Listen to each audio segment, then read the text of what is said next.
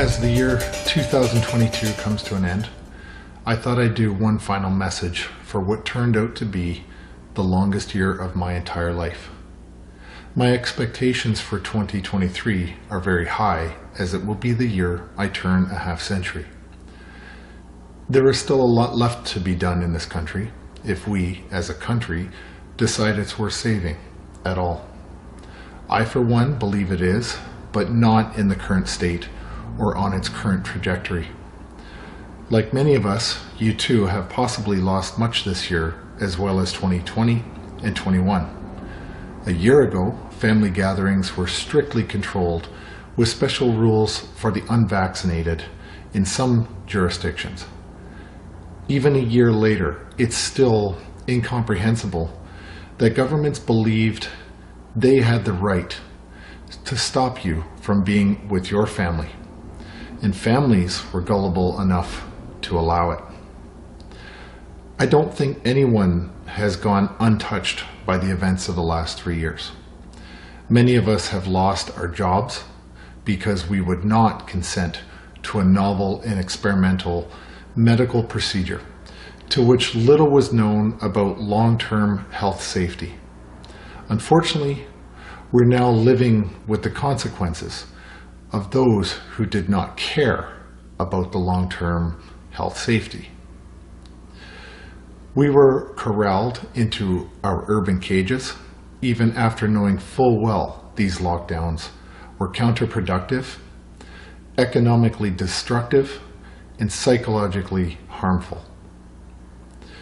We were forced to mask ourselves, our children, and loved ones amidst an ever-changing scientific censorship campaign which forced one solution: discrediting all others. I can't even imagine the toll these policies will have on our youngest generation for years to come. A generation that has been robbed of basic social interaction, development, and learning body language. Our seniors were inhumanely isolated by burdensome policies, effectively barring them in their residences to spend their last days completely alone. We should never forget that, and we need to hold those responsible for this cruelty to account. The list goes on and on and on. Yes, we have a lot of work to do. So many of our fellow Canadians are unaware of the information war being levied on them by our government. These government employees, elected by the people, continue to step on and tarnish the very principles they must defend.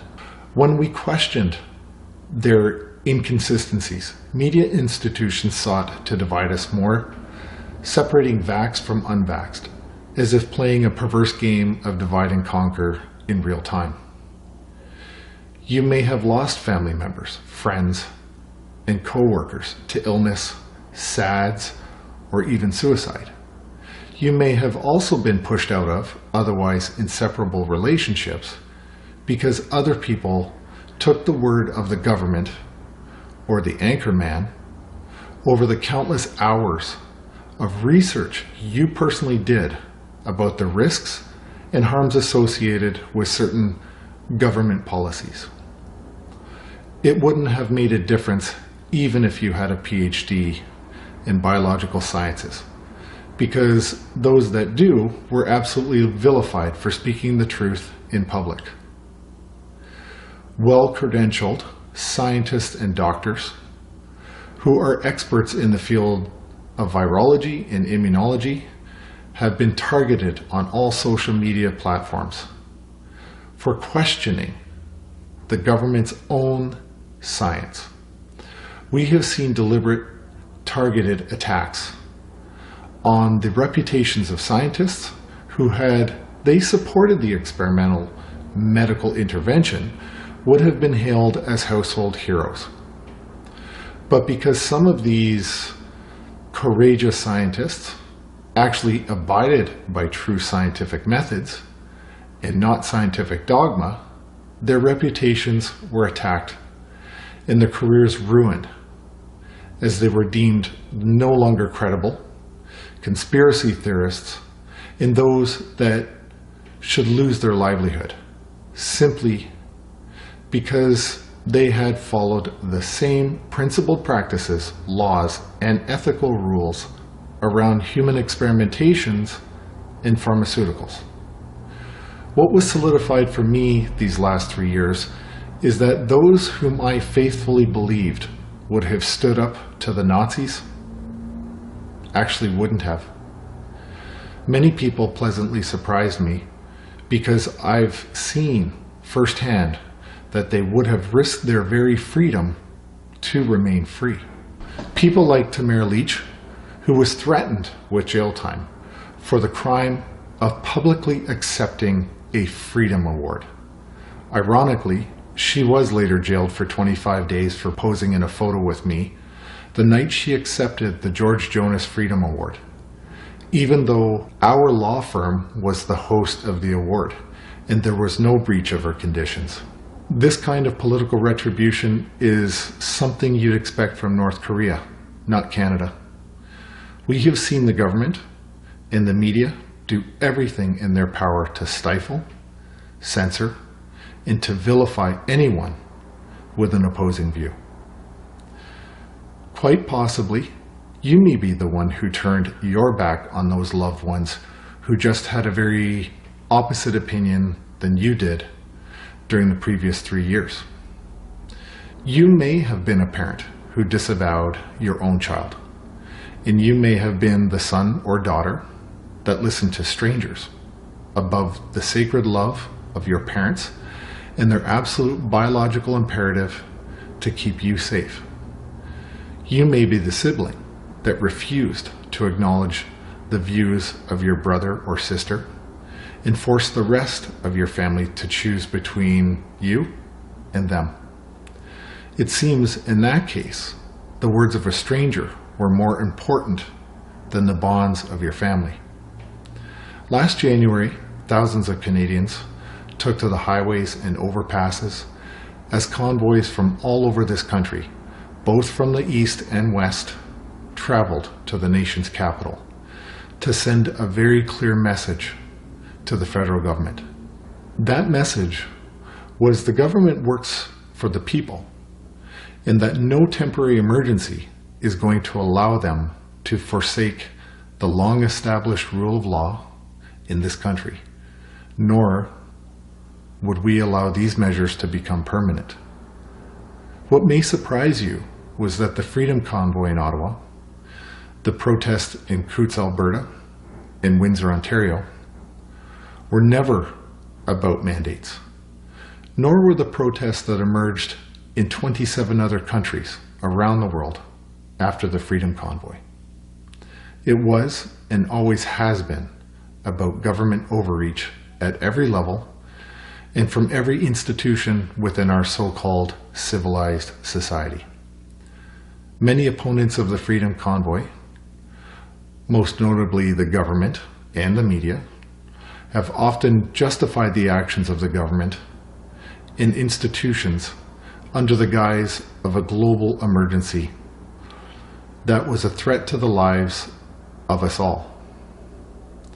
But how do we know if the threat was actually real, other than because the media said so? If you would have seen a poll prior to the last 3 years asking if the media and government lie, what do you believe the results would be? I'm not going to give you stats on that, but let's say the pessimist in me believes that you would have probably agreed that the government and the media lie. So why then do so many people believe in the fear porn of the media and government without question? My conclusion is that fear is a powerful motivator, and the media knows it. When you consider the sanctity of informed consent, every medical professional knows that their duty to the patient is to give the patient all of the risks associated with any form of medical intervention. That's what it means to be informed. It's a two-part formula. The medical professional is responsible to inform the patient of the risks of the intervention. The patient is responsible to either agree or disagree, but they're the ones that must consent to the medical intervention because they are the ones who must live with the consequences. We are now just learning the real risks associated with the experiment, and this should have been known prior to millions of people participating in the experiment, before and not after. There is no place with informed consent that discusses coercion, other than in the Criminal Code of Canada under criminal assault. Many Canadians decided for themselves there simply was not enough time for when the first version of the injection was introduced to the point where it was being administered to the general public.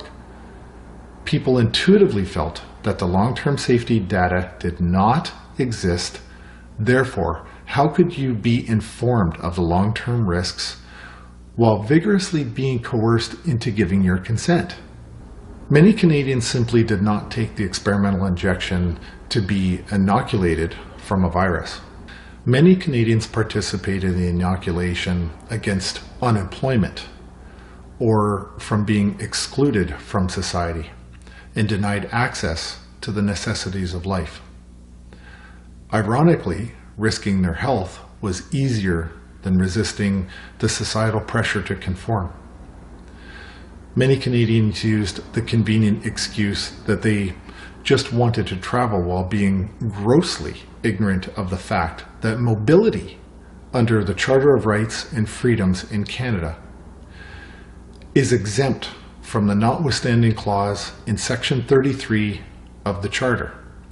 All governments of Canada are forbidden in the Charter of Rights under Section 6 from restricting your right to travel into and outside of Canada or between the provinces, even during a national emergency, because the drafters of the Charter even considered a pandemic and still determined that removing your mobility right was too high a price to pay in any circumstance. It's so much easier to live in fear, to hate others, and to shy away from hardship. What is much more difficult is to let it all go and look for positive signs that change has been made. I'm not interested in amnesty in exchange for expediency. I'm interested in accountability, in holding those responsible legally for what has been done to this country, no matter how long it takes. Listening to each other can be a challenge, and we should all take up that challenge. Think about the things that hold us together, that keep the fabric of our democracy intact. It's time to repair and reach out to others with an open mind. Calm, quiet, and dignified inner strength can conquer the most oppressive foes. As far as I'm concerned, there is a virus in this country. I refer to it as mainstream media.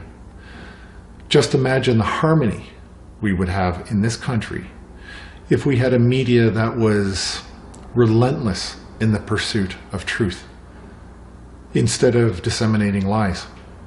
Would we treat each other with respectful disagreement versus disrespectful indifference? The countless grassroots movements, Freedom Convoy, and Canada Marches were, in a sense, the people of Canada's Emergencies Act. The $20 million raised by Canadians for the Freedom Convoy, in the words of Tamara Leach, was a symbol of hope that we were not alone in our views about the government's overreach. So what is next, and what should we expect for 2023? I think we have to commit to 4 things. First, it's time to be bold. For almost 3 years, we have been patient, respectful, while being disrespected by friends and family who have abandoned the relationships. they once had with us. It is time that we started speaking up because our friends and families have already made their choice about how much they are willing to disrespect us.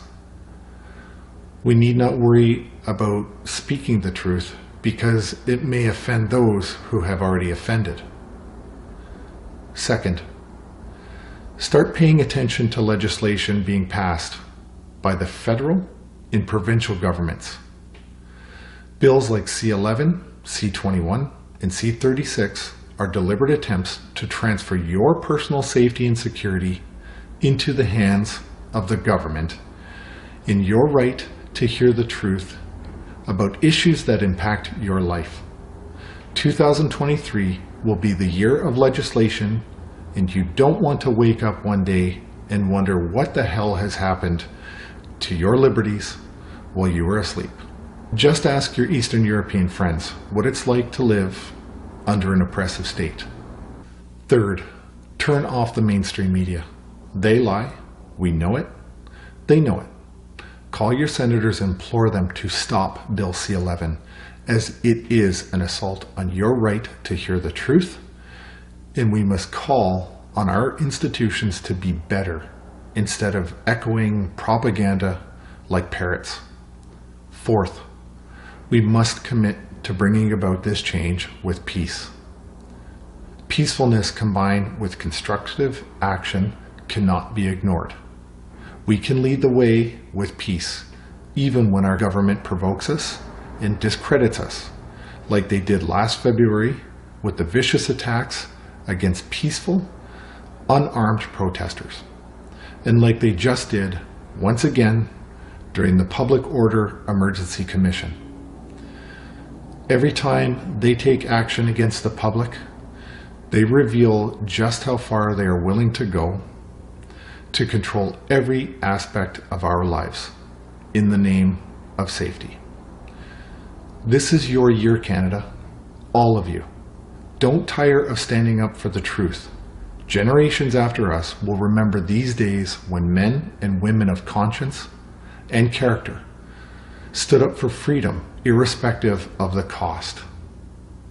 Hard times have created many strong Canadians. Strong Canadians will create an informed society. And an informed society creates a strong democracy. I wish you all a future free of fear, in the belief that our children will inherit a country of unlimited prosperity and freedom of informed and respected choices. This is your year, Canada. Thank you.